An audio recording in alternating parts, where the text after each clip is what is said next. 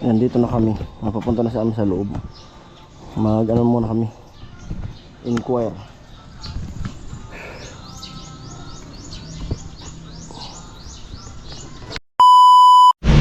So ayun mga kaparing Jason. Ayan. Good morning, good morning. Good morning to all viewers. Good morning to all sponsors and viewers. Sa mga anonymous natin, mga sponsor. Good morning po sa inyo lahat.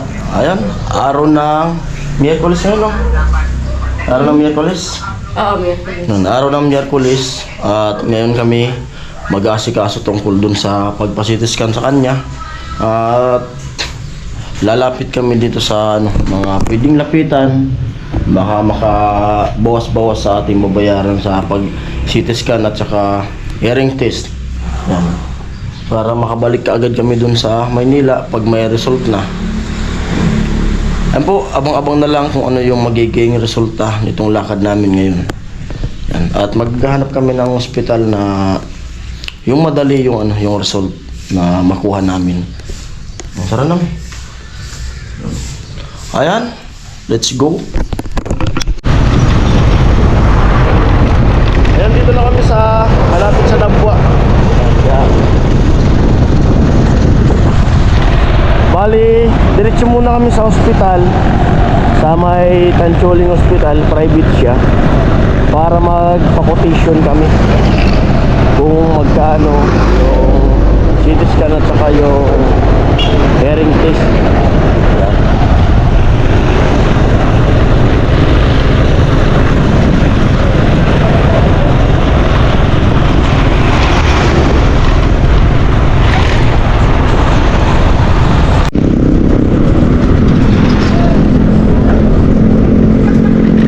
Dito na kami sa Eriga at malapit na kami dito sa hospital, Tancholing Hospital.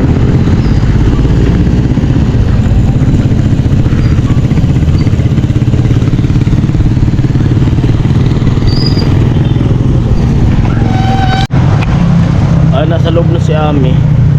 Kanina pumasok na rin ako kasi lumabas din kasi daming pila. Doon muna kami pumila sa may Capiarte. Kasi dito sa loob ng ospital mayroon siyang Capiarte. Dito sa loob. Lumabas muna ako. Siguro pang 5 siguro sa amin sa pila. Magpapakotisyon muna kami para malaman namin kung magkano yung CT scan at saka hearing test. Dito na rin kami dati nagpa-CT scan kay amin noon, nung yung ilong niya. 7,000 dati, iwan ko lang kung magkano. Kasi baka ibang klase yung pag-CT scan nito. Sana mura lang at sana makahingi ng tulong sa gobyerno. Right? Yan yung school ni Rica. Tapat lang nito. Sigira.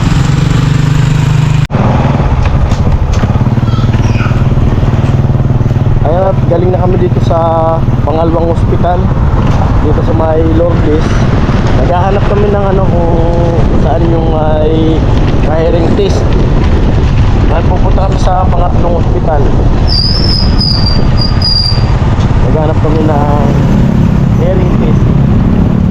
Tapos bukas babalik pa kami dun sa Tancholing, pero mag-aantay kami ng text na galing sa PCSO. Kasi ilan lang yung ha? 30 yung slot per day.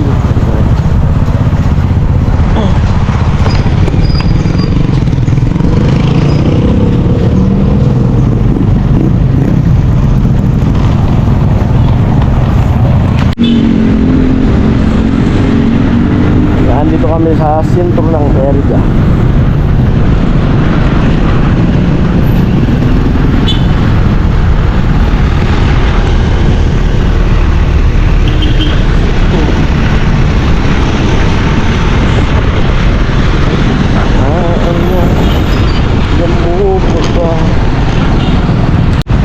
Dito kami sa Lourdes Hospital na yan.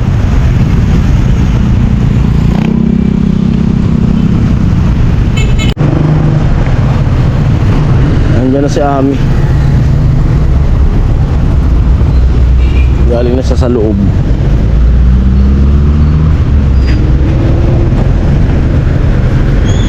Ano? Nagpag-list daw. Yun yung sinasabi ko nga. Sa buwi. Ha? Pupunta sa buwi. Yung nandito. Eh, kay Bagnes nga sabi ko. Sabi ko na eh. Sabi ko sa kanya na kay Bagnes nga kasi dyan kami dati nagpapacheck up. Dyan tayo nag-hearing test. Ngayon, ikakanbas lang natin kung magkano. Tapos, kung kaya naman natin yung presyo, mag-hearing test ka na ngayon. Ganun lang yun. Kaya pahirapan pa tayo dyan sa atin. Ganun yung mangyayari. Ay po, bali nakatatlo na kaming hospital. Tapos walang hearing test. Pero yung sa CT scan, mayroon na kaming may nahanap na kami. Bali yung hearing test na lang yung nahanap namin. Doon kami pupunta sa dating pinapacheck-upan niya nung nagsisimula pa lang yung yung sakit ng tenga niya. Diyan na lang kami magpapa-hearing test. Sabi ko kung kaya namin yung presyo, magpapa-hearing test na kami ngayon. Para yung CT scan na lang yung yun bukas. Diyan sana nung nagpa-check up kami diyan na operahan siya, hinihingan kasi kami diyan ng 100 yun 100. Kaya di kami nakapagpa-opera noon kasi wala naman akong perang ganong kahalaga, ganong kalaki. Hindi pa tayo nagbablog noon, nagbi-business pa lang kami. Tapos sabi nung doktor na yon, kung may PhilHealth baka makabayad lang kami ng 50. Kahit yung 50 wala akong hindi ko kaya yun. Kaya lalong lumala. Pero ngayon dyan kami magpapa hearing test kasi yan lang talaga yung dito yung alam kong na available na nag-hearing test. Tingnan natin kung kaya yung presyo. Dyan na kami magpapa hearing test para di na yung mapatagal-tagal pa. Para bukas kung makapag CT scan, makuha namin yung result bukas din. Punta na kami dun sa Maynila para madali na yung maoperahan na, para matapos na. Diretso na kami dun sa sa clinic ng may available na hearing test. Yan. Let's go. Ayun, nasa Labuan raw yung doktor. Balik kami sa Labuan.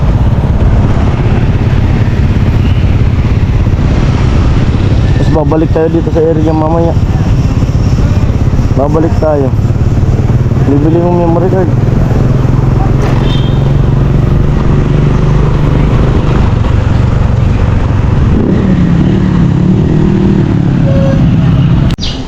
Nandito na kami. Napapunta na sa amin sa loob. Muna kami. Inquire.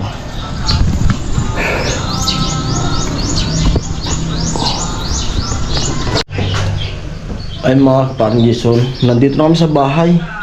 Kakarating lang namin. Grabe yung init. Kakahanap.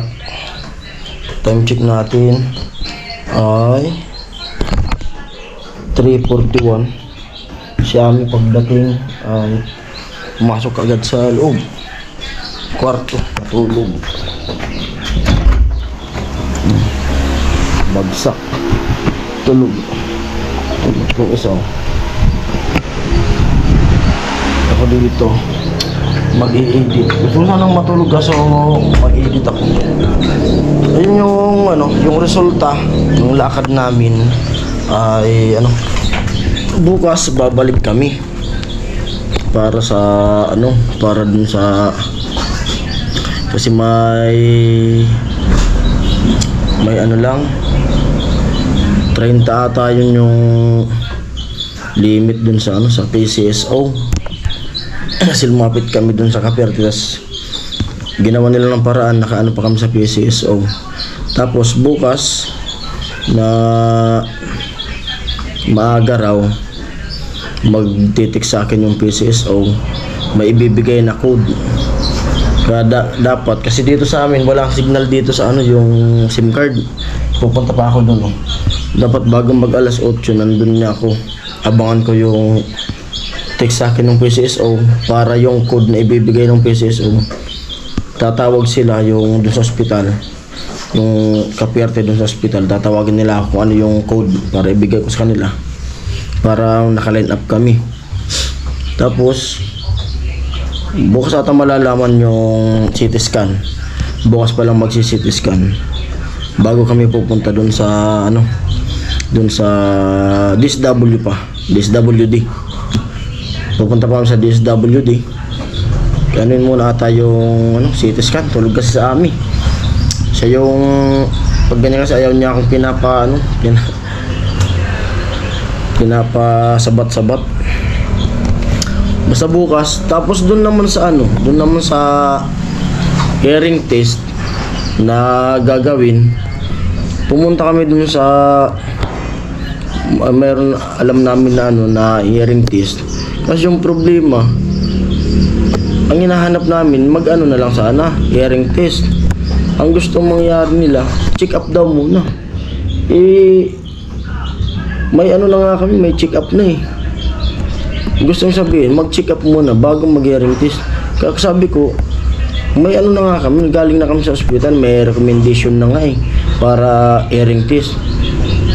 Yung nangyayari, ano talaga eh, pera-pera eh. Check upin para magbayad kami. Panibagong bayad dun sa hearing test.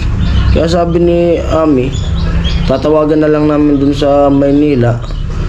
Baka yung magiging desisyon namin, mangyayari siguro. Dito yung CT scan, dun sa Maynila yung hearing test. Kasi ang ano sana namin ay ano lang, mag-hearing test na lang. Gusto i-check up daw muna. May ano na, may recommendation na nga galing sa doktor na mag-hearing test na lang naman. Hindi na kailangan check upin. Paano dun sa ano na yun, sa clinic na yun ay kada check up dun, dati 400 eh. Nagagalit pa yung babae. Kaya inalisan namin. Bumalik na lang kami dito. Kaya bukas babalik pa kami dun sa ano, dun sa Iriga. Para baka bukas makapag ano na, makapag-CT scan na sa amin.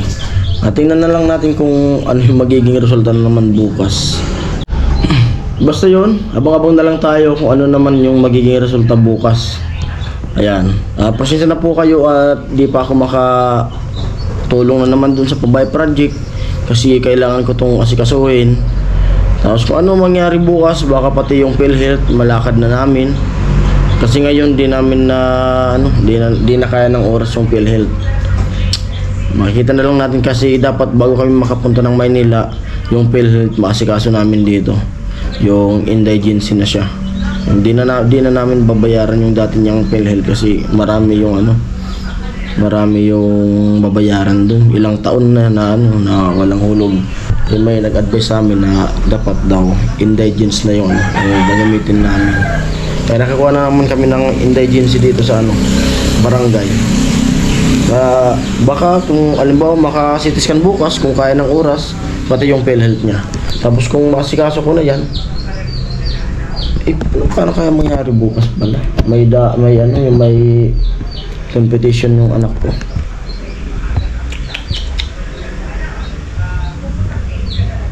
Bahala na bukas. Basta yun, kung ano man yung maging resulta bukas, yan. Pero sana maging maganda yung resulta para matapos na.